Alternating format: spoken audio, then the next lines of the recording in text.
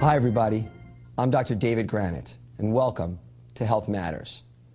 The topic on the table today is that of social anxiety disorder. Now at first glance it's going to sound like simple shyness, but there's so much more to this. It's really about how we all function and sometimes can't function in everyday settings. And we have with us a true expert today, Dr. Murray Steen, professor of psychiatry here at the University of California, San Diego. Welcome. Thanks. Now, when I was getting ready for the show, I came across a quote that you have in one of the articles that you wrote from Mark Twain, and I just loved it. Man is the only animal that blushes or needs to. Right. And I thought that was great because we think about what our actions are like, and we worry about what other people think about it. I opened the show by saying it sounds like shyness when you talk about social anxiety disorder, but there's so much more to it. Can you define social anxiety disorder, and as we go along we'll talk about why that's different than somebody who just is a little nervous? Sure. The other term that people use in addition to social anxiety disorder, sometimes they'll call it social phobia. So people will see both terms being used. And you're right, it has an element of shyness at its core. So the concern that people with social anxiety disorder have is that when they're in situations where they're around other people and there's the potential for other people to think badly of them, that's going to happen. So they're afraid that if they're eating in a restaurant, they're going to spill something on themselves, other people are going to notice their handshake, they're going to think badly of them, and as a result they actually start avoiding those sorts of situations. And what's different than shyness, even though it has that element of shyness to it, is really how severe it is. For us to say somebody has social anxiety disorder, these kinds of fears about being scrutinized by other people are at a point where it interferes with their life, where they don't go out, can't do things, can't meet people, can't progress in school because they reach a point where they have to present in front of groups and find out they can't do it, and they actually divert and do something else. So once it's at the point where that severe shyness interferes with things that people do or things they want to do in the future, then we say it's social anxiety disorder. There are going to be people who are listening to what you said and say, I get nervous before I go out. When the waiter comes over and asks me what wine to order and I realize I don't know anything about wine and I'm on the spot, I get a little nervous. Are my peers going to judge me badly? What do I do? Suck it up. What's different about these people that it's not just that same moment that all of us have faced at one point in our lives, or even face a little bit all the time? I mean, that's one of the things about social anxiety disorder. I think on the bright side, it sort of helps people understand it, because we've all had experiences like that. But it also can lead people to sort of say, oh, well, you know, I've had that, no big deal. It's really a matter of severity and pervasiveness. People who have social anxiety disorder, it'll be just about any situation where there's the opportunity for them to be self-conscious, they are. And the kinds of feelings they have, the anxiety can be so overwhelming that they literally just can't do it at all. And so they learn that the best way for them to get by is often just to avoid completely. But it is a matter of severity, and that's one of the reasons I think it makes this particular disorder kind of hard to understand, because people see some of themselves in it. Some people probably see themselves in that description because they really do have social anxiety disorder. Now, the other thing I was struck by in preparing for the show is the sort of catch-22 of this being a little bit like what we've all touched, leading to not getting diagnosed. And folks probably, there have been people who got berated or yelled at who have a problem and just felt like there was something wrong with them, or that there was no help, or just got sort of that negative spiral that was going on. And I would also think that someone who is worried about those types of situations is going to be less likely to seek care, to pick up the phone, to make the appointment, to go to the doctor, to talk about these issues. Yeah, well, a couple of things have been going on. I mean, we know for a fact that most people with social anxiety disorder never seek help for that problem. So why is that? Well, in part, it's because often they've had it for so long. Most people with social anxiety disorder have had it ever since childhood. They just see it as part of them. It's just, this is just me. You know, why would I go to a doctor to try and get help with this if this is just me? And of course, on the flip side, for those people who have been brave enough and they go to their physician and they say, you know, I really find I'm really uncomfortable around other people, and it's stopping me from doing things.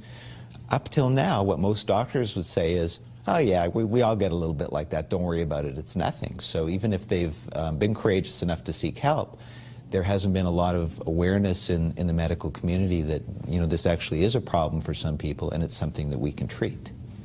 I remember in medical school, 20 years ago, I was came across during my psychiatry rotations, one of the psychiatrists said, well, there's Toastmasters that helps people get over those kinds of things, and those other books that have been written to help people to, you know, teach them, look me in the eye and shake the hand and how to get up and perform.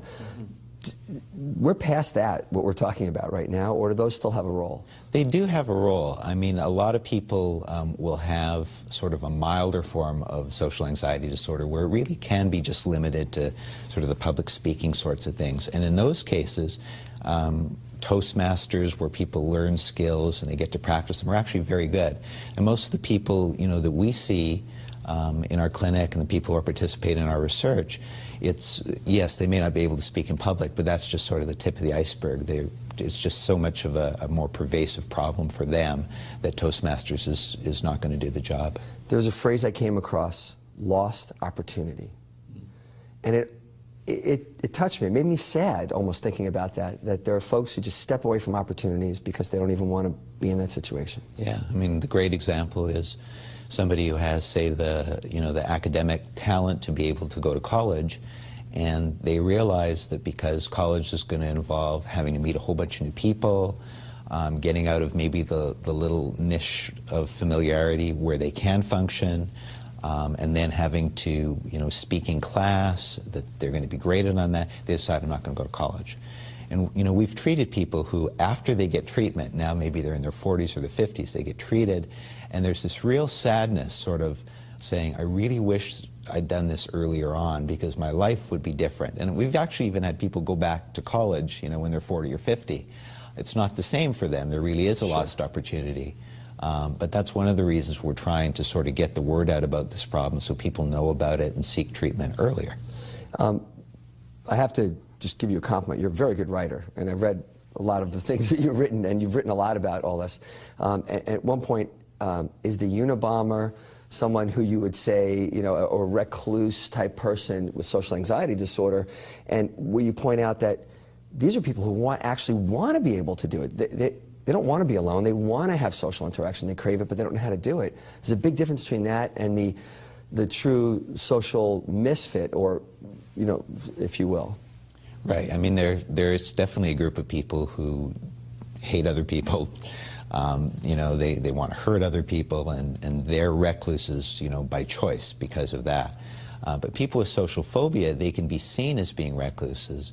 Often the other way they're viewed by their peers is sometimes people will think they're snobs because, you know, here's somebody who doesn't sit with anybody else in the lunchroom at work, doesn't seem to have very much to say. Very often people will say, oh, the person's just stuck up. The truth may be that they're absolutely terrified to engage with other people in any way. So there are a lot of misconceptions about this problem. Continuing to talk about this disorder, because I want to get to what we do about it in a little bit. I grew up in a family of loud New York Jews. That was what we all talked, and everybody talked with their hands and did all that. Culturally, we were sort of outgoing type of people, but as I told you before the show started, I would practice before all those situations to make sure I was ready for it. Now, there are some cultures where people are generally more reserved and reticent to speak up. Does social anxiety run in families? Is there a cultural component to this? And where you're raised and what part of the world you're raised and those cultural things make a big difference? Yeah, so let me touch on the cultural part of it first. We know that even in cultures where people are much more reserved, say if you look at Japan, there's all sorts of rules about when you speak up and what you say and when you say it. Even there, the Japanese psychiatrists say, oh, we see social phobia. And it turns out to be in about the same rate as it would be in America. So even within these differences in cultural variations, there's still some people where it's even in situations where they should be able to be open and they can't do that. And in terms of... You said the same rate as America. I'm sorry to interrupt you. Yeah. What percent? Sure. So, you know, the rates vary a little bit depending on which study you look at, but probably the most conservative, the lowest rate is about 5% of people in the U.S. have social anxiety disorder. And that means that they have it at a level where it really is interfering with their lives in a substantial way. It's 1 in 20. So if you look at the average classroom, there's one kid sitting in that classroom that's going to have this problem. Yeah, in fact, I say to people when they try and sort of understand what this is, I say, think of your high school graduating class and think of the person who was the most shy person you knew. The person you knew couldn't speak up in class, maybe had a couple of close friends. That was probably somebody with social anxiety disorder. Now, in terms of sort of the familial nature of this, it really does run in families. It's very clear. It's also clear from twin studies that it has a strong genetic makeup to it. And particularly in families where you'll see a parent with social anxiety disorder, very often they'll have one or more children with the problem. Well, I mean, it strikes me, if you have social anxiety disorder, how do you go date? I mean, how do you even get to the point where you're married and have a child if because the dating situation has to be somewhat nerve-wracking. It is for anybody to go up to a pretty girl and talk to them, or a girl to go up to a guy, and in a school situation or a social situation, a bar. You have to be there to meet someone. How do you do that? Yeah, I mean, that can be a huge problem for people with social anxiety disorder when they're in high school and college. Often, you know, they won't have a big social circle and they may actually not date much. I mean, we've seen people who literally married the first person they ever went out with because they said, wow, here's somebody who actually asked me out. This is never going to happen again. And, you know, sometimes things work out great, sometimes they don't. We've also seen people in, you know, pretty unhappy marriages who are then afraid to leave them because, you know, if I leave, now what? That's a little spooky. Yeah. The other part about the dating scene, and you mentioned sort of going to a bar or whatever, the way some people with social anxiety disorder have managed to somewhat cope with the problem is they drink. And they find that, you know, alcohol is a social lubricant. It does reduce social anxiety to some extent.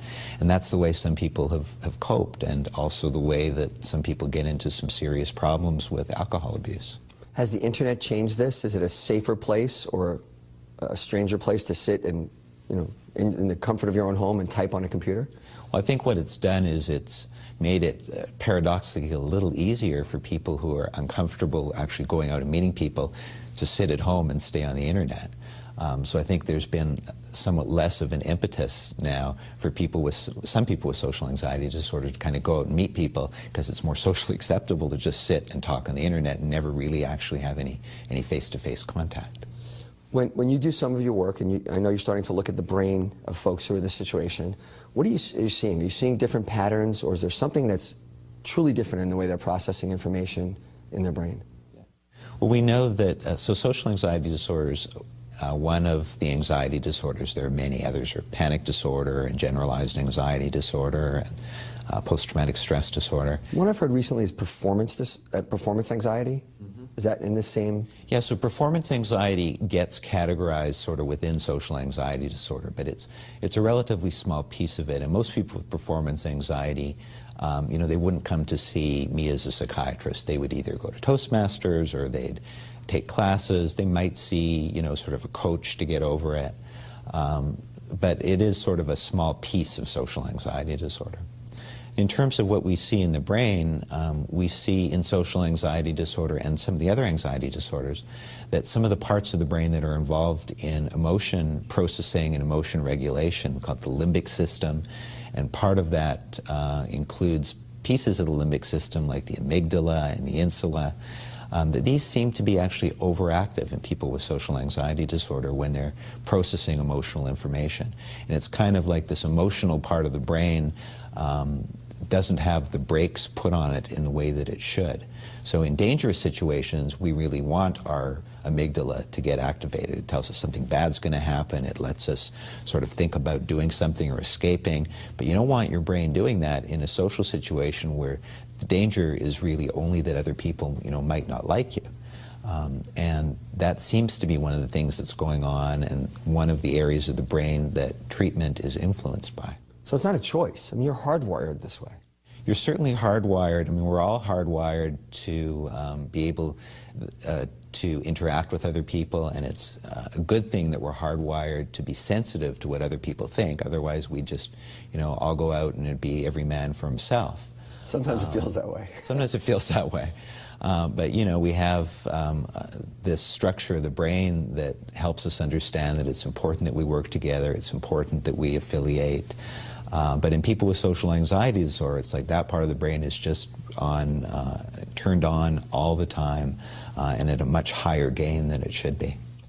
Now the spectrum of social anxiety disorder, from what I understand, the onset is usually in teenagehood, from 11 to 19, roughly?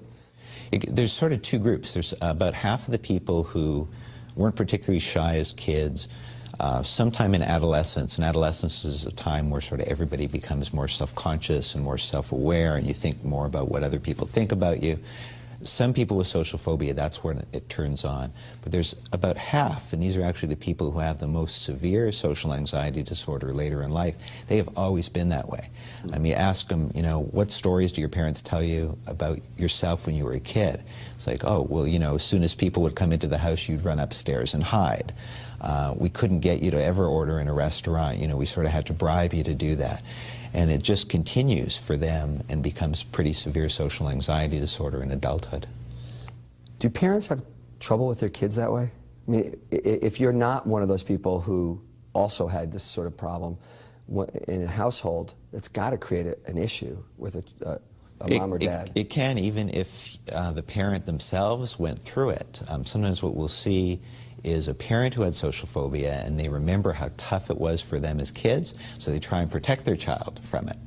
And so they don't get their kid to order in the restaurant, and they talk to the teachers and say, my son has trouble speaking up in class, can he just sort of get out of doing performances? And that's not a good thing, because one of the important ways to overcome this is for people to really, in sort of a very nurturing setting, get pushed, if they can't push themselves, to do things so that they eventually become comfortable with them. That's sort of part of what we do also in behavior therapy. And that's exactly what I wanted to get to next, which is what to do.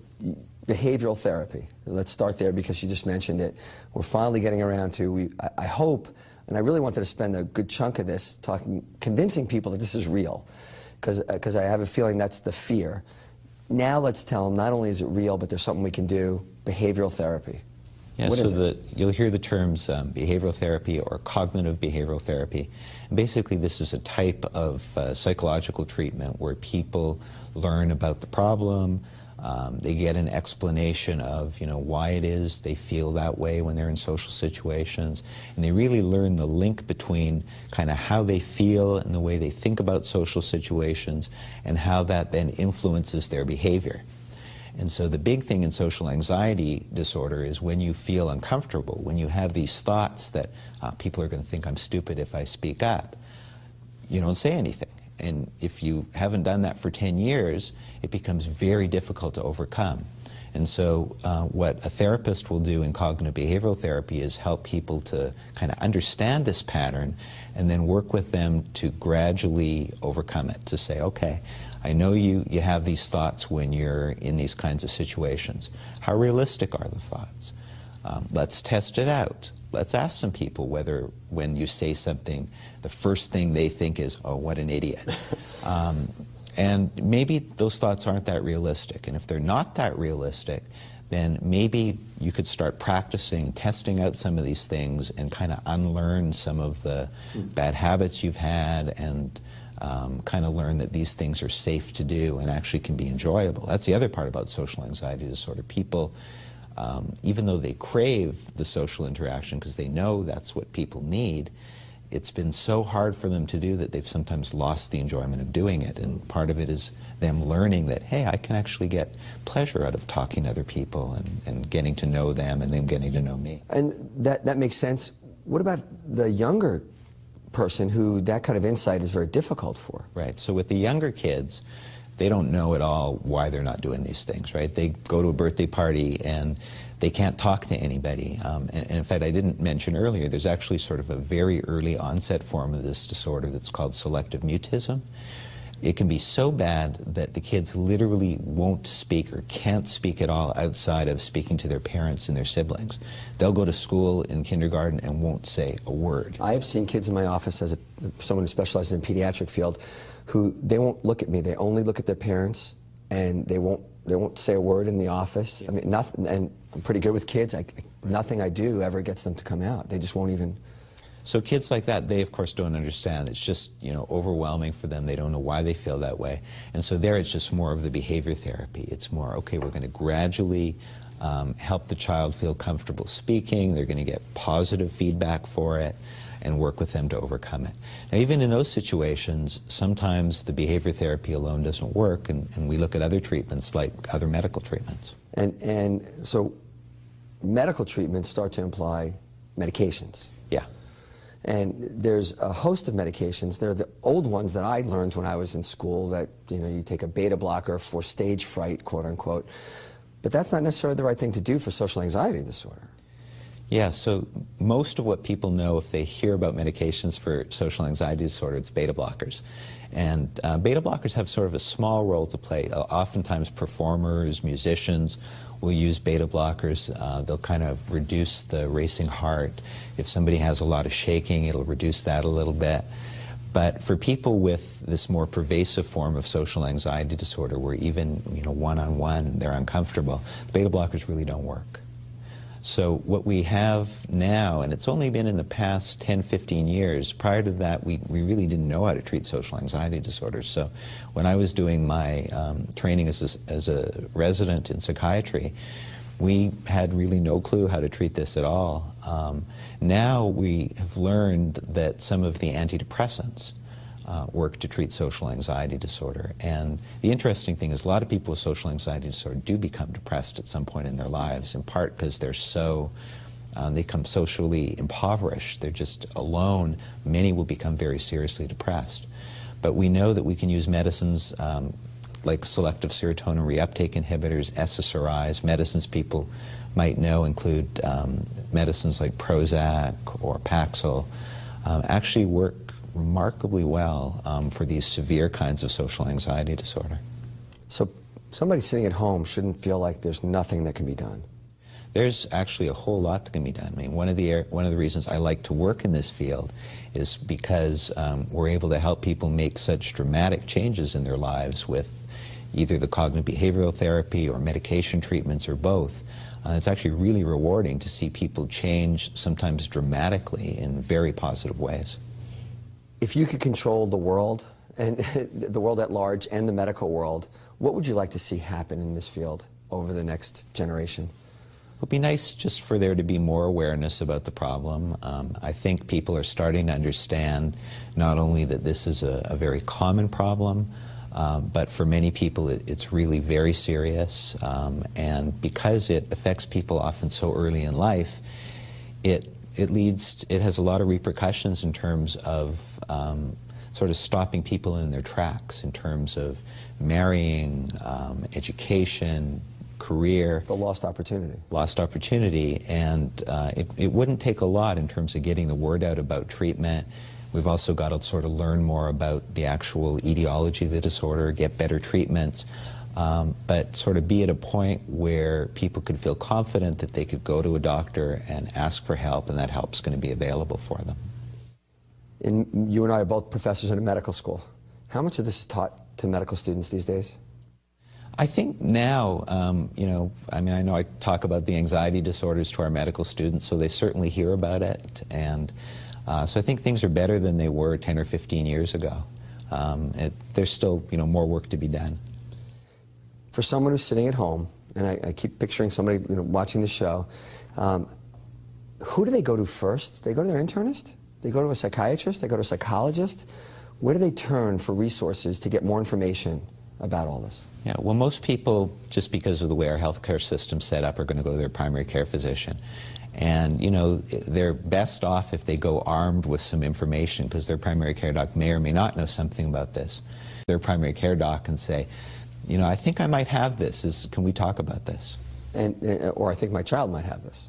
Or I think my child, yeah. How early should a parent be thinking, my 4-year-old, my 6-year-old, my 8-year-old, my 10-year-old might have this, and go to the pediatrician in this case? Yeah, we don't have a good feel for some kids, even if they're really, really shy, will just sort of outgrow it with sort of natural experiences. We don't know which are the kids who really need something more intensive in the way of therapy. So my recommendation is, if you're concerned about your child being excessively shy, go talk to your pediatrician about it. Pediatricians are you know, generally very good at either saying, let's wait and watch this, or let's do something sooner. Telling the difference between a developmentally appropriate and developmentally inappropriate milestone. Yeah, and sometimes it's just a matter of, you know what, I'm not concerned now, but I do want to keep an eye on it. Let's come back in 6 months and let's sort of see how things are going. And see where they're at.